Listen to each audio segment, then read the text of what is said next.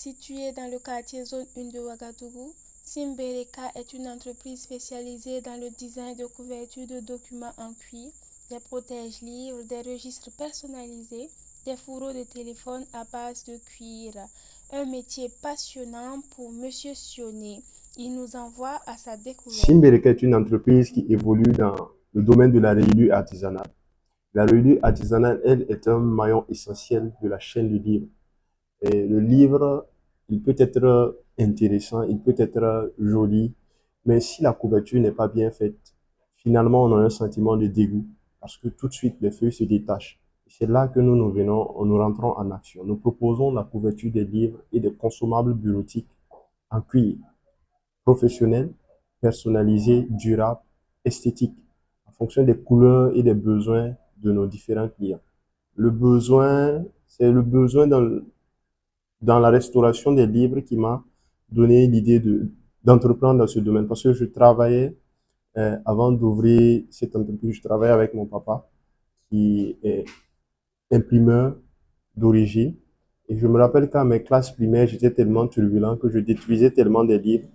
Et en son temps, il a juste pris du cuir et il a recouvert mon livre de Seuret. Ce livre de Seuret existe toujours. Et quand j'ai vu ça, je me suis dit, euh, autant c'était juste des Bibles que nous reparons. Voilà, les Bibles des chrétiens qui étaient un peu abîmées, c'est ça qu'ils amenaient. Et le papa, à ses temps libres, il réparait ça pour, voilà, aider les gens. Mais quand j'ai vu mon livre qui existait, je me suis dit, pourquoi pas proposer cette solution-là à beaucoup plus de personnes. Nous savons qu'il y a beaucoup plus d'élèves, il y a beaucoup plus d'enfants. C'est pas qu'ils sont brouillons, c'est pas qu'ils, mais souvent que le livre lui-même n'est pas très bien fait. Et en l'utilisant, ça se gâte vite. Et on est obligé de changer. Voilà. C'est dans ce cadre que j'ai commencé à travailler, à proposer la solution aux élèves, aux parents d'élèves qui ont adhéré.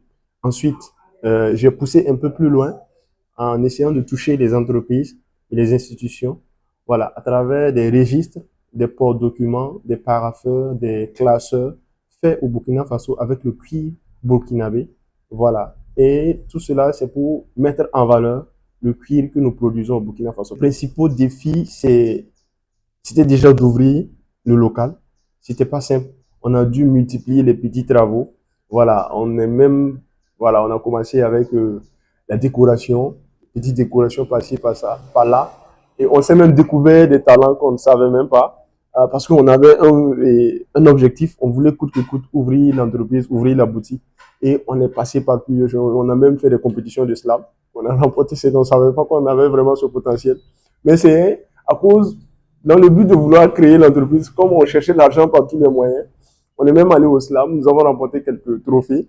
Et avec cet argent, voilà, on a lancé et on est dedans. Ensuite, et les difficultés qui sont venues, c'est aussi de se faire connaître.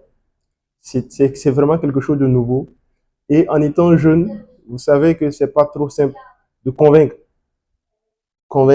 les grandes institutions par ces solutions. Tout de suite, on nous étiquette, au fait. C'est malheureux, mais c'est ce qui est là, au fait. Donc, déjà, pour convaincre les gens et avoir la clientèle, c'était pas simple. Mais Dieu a fait grâce. On arrive à avoir quelques clientèles par-ci, par-là, et on grandit petit à petit. Oui, nous avons bénéficié de beaucoup d'accompagnement. Déjà avec les, je vais dire les tontons, on les appelle communément comme ça, des tontons, qui nous ont accompagnés à travers des conseils. Et je salue, je ne vais pas essayer de citer parce ils sont tellement nombreux. J'ai rencontré des aînés qui nous ont dévancés dans le domaine de l'entrepreneuriat pour prendre conseil. Ils m'ont dirigé. J'ai aussi participé à la compétition Pépite d'entreprise où nous sommes allés jusqu'en quart de finale. Ce qui nous a permis de bénéficier de toutes ces formations-là. Voilà, toutes les formations, nous avons bénéficié de bon nombre de formations sur différentes thématiques qui nous a permis de construire et d'organiser notre activité. Voilà. Ensuite, nous suivons aussi les cours et les formations de la maison de l'entreprise, de l'AFE PME. Et aussi, nous ne manquons pas d'opportunités pour apprendre. Voilà, il y a le réseau des jeunes entrepreneurs aussi qui organise des formations que nous partons suivre. Voilà, et à chaque fois que nous avons l'occasion. Nos principaux clients, ce sont les entreprises.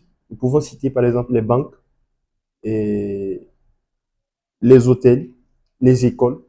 En exemple, nous avons aidé une école à économiser 75% de leur budget alloué au renouvellement des livres, juste en leur proposant de réparer les anciens livres qu'ils avaient. Voilà. Et pour les banques, là-bas, c'est beaucoup plus idée de proposer des registres et des gadgets et pour les entreprises, pour leurs entreprises partenaires, pour leurs entreprises amies. Voilà. Des porte-documents, des agendas, des blocs-notes. Et aussi, il y a les hôtels qui ont besoin de registres pour renseigner toutes ces personnes qui viennent dans leurs voilà, locaux. Il y a aussi les hôpitaux, voilà, qui ont pas mal besoin de registres et qui en prennent parce que c'est beaucoup plus résistant. Le cuir est vraiment résistant. Et avec l'usage répétitif, les registres qu'on a sur le marché ici, même pas 30 feuilles, ça se déchire facilement. Mais le cuir est réellement une solution pour ça. C'est durable et ça permet de dépenser moins. Parce que si tu dois acheter deux registres pour la même année et tu n'as même pas fini la moitié des pages, parce que juste parce que la couverture est gâtée, c'est plus présentable. Tu dépenses doublement et la nature aussi empathie parce que les registres, ce sont des arbres qu'on abat à chaque fois. Donc, il vaut mieux miser sur ce qui est qualitatif et qui va durer dans le temps. Ma vision à long terme, c'est d'avoir une industrie des fournitures bureautiques au Burkina Faso. Nous voyons cela comme, je vais dire quoi, primordial. Je vous avoue que la fois passée, je faisais des recherches là-dessus pour savoir combien est-ce que le Burkina Faso consomme en matière de consommables bureautiques. Je vous avoue que malheureusement, je n'ai pas trouvé d'informations. Tout simplement parce que nos commerçants ici, ce ne sont même pas eux qui partent commander, c'est un groupement. Les Libanais, ils s'en vont commander un groupement et ça vient dans un pays, dans les pays comme le Mali et le Sénégal. Et c'est de là que nous, on nous envoie notre part. Et de là maintenant, nos entrepreneurs achètent pour, ainsi de vendre, et pour ensuite revendre aux institutions. Ou ceux qui ont les moyens s'en vont directement en Chine pour faire venir leurs consommables bureautiques. Mais ce n'est pas personnalisé. Ce sont des produits impersonnels, si on peut le dire ainsi. Mais si c'est fait au Burkina Faso, avec le potentiel et le savoir-faire des Burkinabés, c'est aussi former la jeune génération. Voilà, les jeunes, nous pouvons les former. Et dans cette optique, nous avons l'ambition d'ouvrir une école. Et c'est déjà en marche. Voilà, une école à Koubri sur un terrain de 1,85 hectares qui va recevoir des jeunes et les former dans le domaine de la rayure artisanale, de la maroquinerie, de la dorure, de la menuiserie, de la tapisserie, ainsi de suite. Tout ce qui est relatif au cuir. Ensuite, euh, vision à long terme, c'est d'avoir nous-mêmes notre euh, unité de production de cuir, mais spécifiquement dans la zone du sud-est. Parce que de ce côté, tout le monde parle de Kaya, mais on a oublié ce côté au fait. Pourtant, là-bas, il y a aussi des animaux. Mais qu'est-ce qui se passe? C'est que ces animaux sont immédiatement transités vers le Ghana, le Togo, ainsi de suite. Donc, à l'état brut, ça ne nous arrange pas.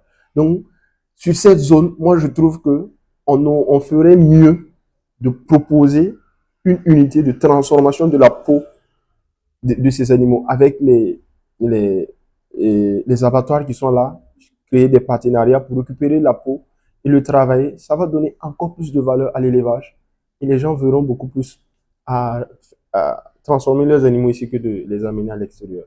Pour réussir dans l'entrepreneuriat, il faut être endurant, il faut être patient. Je vous avoue que souvent c'est déroutant. On rentre la nuit, on ne sait pas de quel côté on va déposer la tête pour s'endormir. Mais si Dieu te donne l'occasion de te réveiller le matin, on repart encore. Voilà. Si c'est vrai, la nuit, tu n'as pas bien dormi, mais dès que tu as l'occasion de te mettre encore sur tes deux jambes, on y va encore. Il faut repartir. C'est sans équivoque. Il faut pas se laisser abattre parce que les difficultés vont venir. Et souvent des personnes dont tu t'attends le moins. Voilà. Et dont tu t'attends le moins. Parce que je vous ai dit tantôt que nous faisons des Bibles, ainsi de suite. Voilà. Et c'est un marché qui est très difficile à gagner. Voilà, nous reparlons des Bibles pour tous ceux qui seront intéressés. Et nous avons même, et à très court terme, des machines qui sont en train de venir. Nous allons proposer des couvertures faites au Burkina Faso. Je veux dire quoi? Beaucoup plus qualitatif que ce qui se fait à l'extérieur, mais avec tous les mêmes, je veux dire, les mêmes choses qu'ils font. Voilà, des machines qui peuvent graver en or, des machines qui peuvent dorer les bordures. Tout ça, ça est en cours. Et sûrement cette semaine, nous allons recevoir nos équipements et commencer à travailler. Mais je vous avoue que c'est le domaine qui m'a le plus fait fatiguer. Pourtant, je ne m'attendais même pas à être, parce que j'étais tellement habitué à ce domaine-là. Mais c'est là-bas qui m'a le plus fait fatiguer. Pour quelqu'un, il va se décourager et abandonner. Mais il faut encore voir plus loin et continuer à avancer. Continuer à avancer jusqu'à ce que tu atteignes ton objectif. J'écoute beaucoup les livres audio. Je lis beaucoup. Voilà.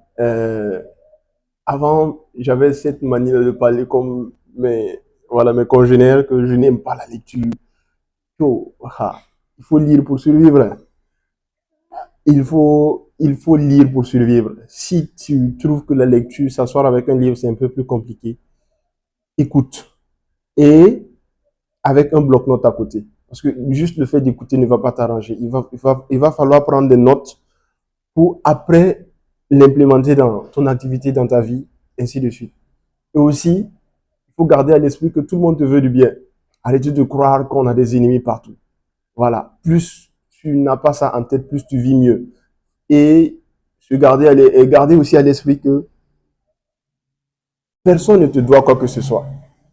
Et aujourd'hui, on a beaucoup plus de facilité de réussir qu'à n'importe quel moment de l'époque. Voilà. Nos prédécesseurs nous l'ont dit. C'est le moment de faire ses marques. C'est le moment de faire des résultats. Il faut bosser, il faut continuer, il faut persévérer. C'est tout ce qu'il faut. Voilà. Et croire qu'on peut y arriver. C'est tout. Parce que quand tu arrives à enlever la haine de ton cœur, ne pas croire que les gens te veulent du mal. Un tel l'a fait si c'est parce qu'il te déteste. Si tu arrives à mettre ça de côté, tu vas pouvoir réellement voir tes objectifs et les poursuivre. Voilà. Les erreurs à éviter lorsqu'on démarre une entreprise. Il faut croire en toi. Ne pas croire que tu es le seul à avoir la compétence que tu as. Parce que soit tu l'as innové, mais en tout cas tu l'as pris à quelque part. Voilà. Il ne faut pas croire ça. Et aussi, il faut s'entourer. Il ne faut pas rester dans ton monde. Il faut aller à l'information, apprendre. Ne jamais cesser d'apprendre. Si tu t'arrêtes d'apprendre, bon, forcément, tu vas reculer. Le doubler d'effort. Croire en ses potentiels et surtout la connaissance. Chercher d'abord la connaissance. Voilà, parce que on a 3 valeurs qui existent. On a le temps, on a l'argent et on a la connaissance. Quand tu n'as pas d'argent pour acheter la connaissance, utilise ton temps pour acheter la connaissance. Parce que le temps, Dieu nous l'a donné à tous. Il n'y a pas quelqu'un qui a 25 heures dans la journée. Non, tout le monde a 24 heures. Il faut juste l'exploiter normalement et à fond. Il faut lutter. Utiliser ton temps pour apprendre. Voilà, tu utilises ton temps et ne pas chercher l'argent immédiatement. Parce que la connaissance va te ramener l'argent. Mais il ne faut pas commencer par l'argent. Il faut commencer par chercher la connaissance. Et tu peux utiliser soit le temps, soit l'argent pour l'acquérir. Si tu n'as pas d'argent, en tout cas le temps, tu l'as. Et tu peux apprendre tout, n'importe où et n'importe quand. Plongez dans un monde d'expertise et d'innovation. Leader, entrepreneur, chercheur, personnalité influente. Joignez-vous à nous pour partager vos idées, vos succès et vos innovations avec l'Afrique et le monde. Abonnez-vous et rejoignez-nous dès maintenant sur Elite TV. Elite TV, le tremplin de l'élite africaine.